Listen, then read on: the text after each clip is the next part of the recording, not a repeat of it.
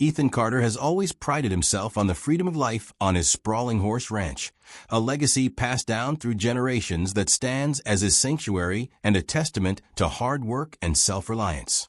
A decorated military veteran turned dedicated city official, Ethan's days are split between public service and tending to his beloved horses on his family's land.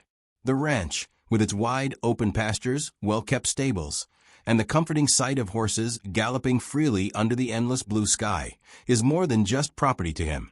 It's a symbol of independence, tradition, and the simple joy of a life lived on one's own terms. Yet not everyone in Maple Grove Estates values this independent spirit.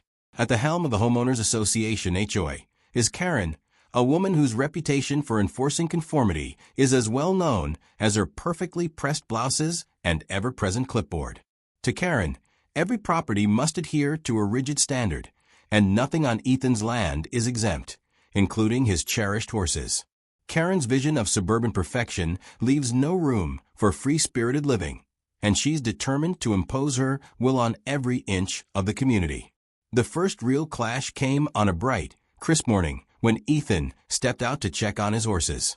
To his shock, he found a group of well-dressed individuals, members of the HOA, climbing over the fence and mounting his prized horses without permission. Their laughter and careless chatter were an affront to the sanctity of his ranch. As Ethan hurried over, Kerren emerged from behind a barn with an air of smug authority. "Ethan, I see you've let your guard down," she declared. "It's unacceptable for your property to become a free ride zone for HOA members. Rules are rules, and unauthorized use of your horses is a direct violation of our community standards." Ethan's heart pounded with disbelief and anger. "Kerren, these horses are my livelihood and a part of my family. I never gave permission for anyone to ride them, least of all your HOA friends." His voice was steady, but the hurt was evident. Kerren's eyes narrowed as she responded coolly, "Consider this your first and final warning. If you don't secure your property, you will face fines and further enforcement measures." A small crowd of curious neighbors had gathered, some shocked, some sympathetic, and in that moment, Ethan realized that this was no isolated incident. Kerren's overreach was aimed at taking control of even the most personal aspects of life on his ranch.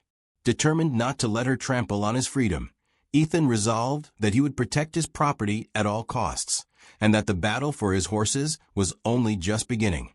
The very next morning, Ethan's routine was shattered by the sight of a crisp envelope taped to the door of his farmhouse.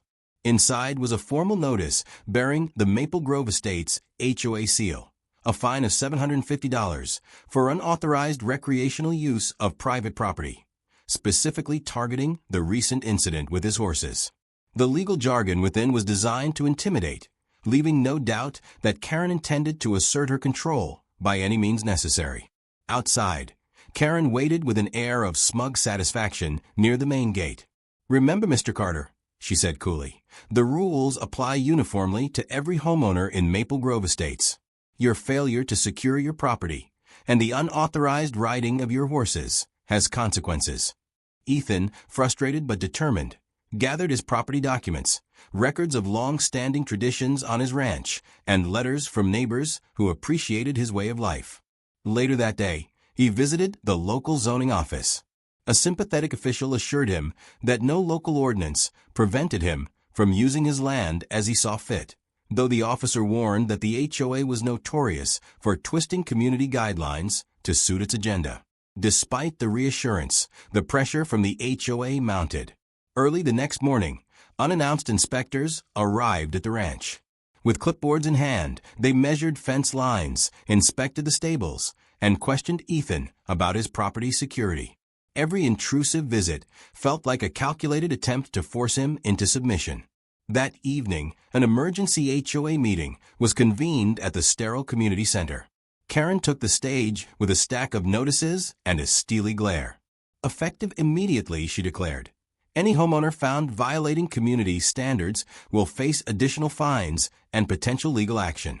Her words carried the weight of an ultimatum, leaving many residents visibly anxious, while Ethan sat quietly, his determination growing with each word. In the days following the meeting, Kerren's tactics escalated from fines to outright harassment. Neighbors began whispering about fines for trivial matters, a slightly ajar gate, an untrimmed hedge, even the casual presence of a family riding horses on their property. It soon became evident that Kerren's ambitions reached far beyond Ethan's ranch. Her mission was to enforce her sanitized, uniform vision on every homeowner in Maple Grove Estates. Ethan, unwilling to let his sanctuary be reduced to a pawn in her campaign for conformity, installed discreet cameras around his property, focusing especially on the areas near the stables and the pastures. Night after night, he reviewed the footage and began to notice a disturbing pattern. Inspectors arriving in pairs shortly after each HOA meeting, and on several occasions, shadowy figures in plain clothes, apparently hired by the HOA, to monitor his property. Late one evening, while compiling what he called the Ranch Freedom Files, Ethan received a confidential tip from a disillusioned board member. In a hushed phone conversation, the board member revealed, fines seem to vanish when large donations are made to the HOA fund. It's not really about order, it's about power and profit. The revelation sent a chill through Ethan.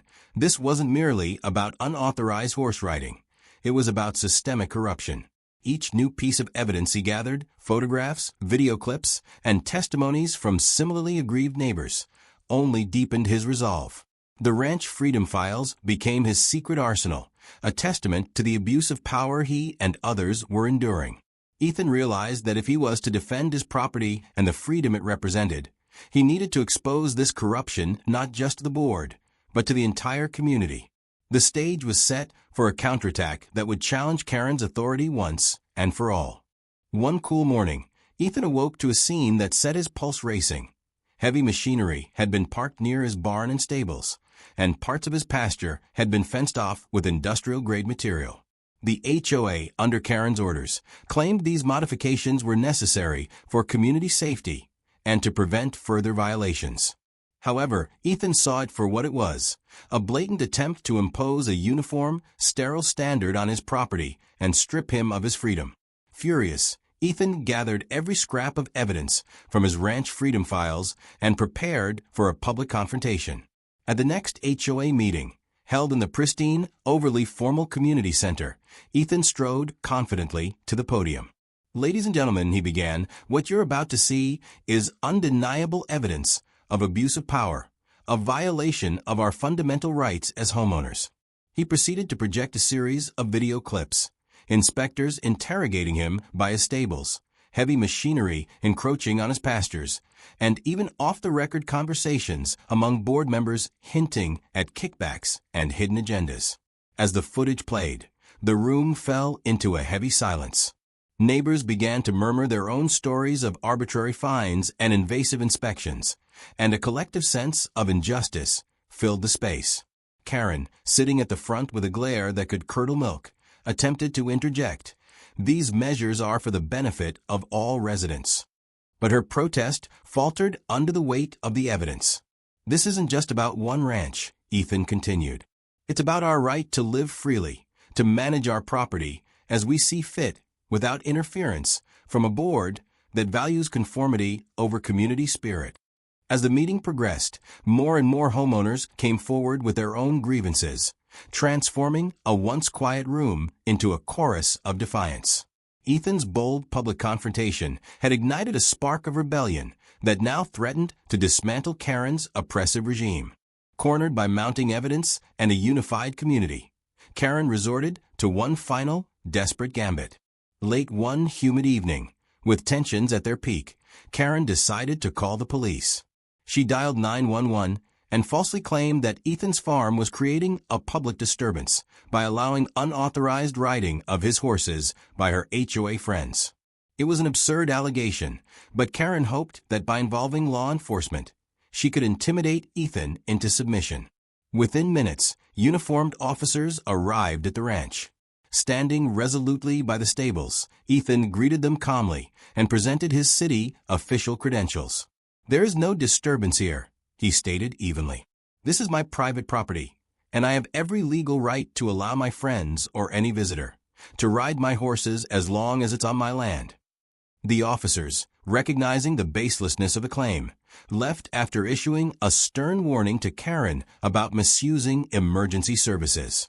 Refusing to yield, Kerren escalated her covert efforts by hiring a private investigator to catch Ethan in a compromising act, anything that could justify further sanctions. However, thanks to Ethan's newly installed security cameras, every furtive move of the PI was captured on film. The footage clearly showed the investigator trespassing on Ethan's property, leaving no doubt about his illegal activities. At the subsequent HOA meeting, a session Kerren had banked on to reassert her authority, Ethan unveiled the incriminating evidence. He projected the security footage onto a large screen, and the room filled with shocked gasps and murmurs of approval from his fellow homeowners. Kerren's final, desperate move was laid bare for all to see, her face reddening with humiliation as her authority crumbled before everyone's eyes. In a final twist of poetic justice, Ethan announced that he had filed a formal report of trespassing with local law enforcement, a move that would officially record Kerren's blatant overreach. The assembled residents cheered, and it was clear that Kerren's days of unchecked power were numbered. In the aftermath of Ethan's explosive confrontation at the HOA meeting, the atmosphere in Maple Grove Estates transformed dramatically. The community, long subdued by arbitrary fines and invasive inspections, now buzzed with a united spirit of defiance and hope. At an emergency meeting convened by outraged homeowners, the damning evidence of unauthorized trespassing, heavy-handed modifications to private property, and Kerren's desperate maneuvers was laid out in meticulous detail. With overwhelming support from the residents, a decisive vote was taken, and the result was unanimous.